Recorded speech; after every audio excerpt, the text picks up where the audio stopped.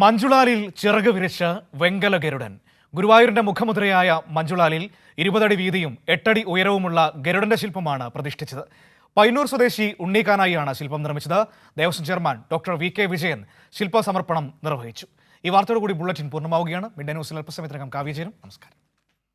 5.5 പതിറ്റാണ്ടിലേറെയായി ഉണ്ടായിരുന്ന പഴയ ഗരുഡ ശില്പം കേടായതോടെയാണ് പുതിയത് സ്ഥാപിക്കാൻ തീരുമാനിച്ചത്. പഴയതിന്റെ രൂപഭാവങ്ങളിൽ ഒട്ടും മാറ്റമില്ലാതെയാണ് വെങ്കലത്തിൽ തീർത്ത ഗരുഡന്റെ ശില്പം ഒരുക്കിയിരിക്കുന്നത്. 5200 കിലോ വെങ്കലം ഉപയോഗിച്ച് നിർമ്മിച്ച ശില്പത്തിന്റെ ഭാരം 5 ടണ്ണാണ്. 20 അടി വീതിയും 8 അടി ഉയരവുമുള്ള ഈ ശില്പം നിർമ്മിക്കാൻ 3 വർഷം സമയമെടുത്തു എന്ന് ശില്പി ഉണ്ണിക്കാനായി പറഞ്ഞു. 3 വർഷം സമയമെടുത്താണ് ഈ ശില്പം ഒരുക്കിയിരിക്കുന്നത്. 8 അടി ഉയരവും 20 അടി വീതിയുമുള്ള ഈ ഗരുഡ ശില്പം 5200 കിലോളം തൂക്കം വരും. ഈ അവസരം ജീവിതത്തിൽ ഒരിക്കലും മറക്കാൻ പറ്റാത്ത ഒരു അനുഭവം തന്നെയാണ്. 1.5 കോടി രൂപ ചെലവിട്ട് പറവൂർ സ്വദേശിയായ വ്യവസായി വേണു കുന്നപ്പള്ളിയാണ് ഗരുഡ ശില്പം വഴിപാടായി സമർപ്പിച്ചത്.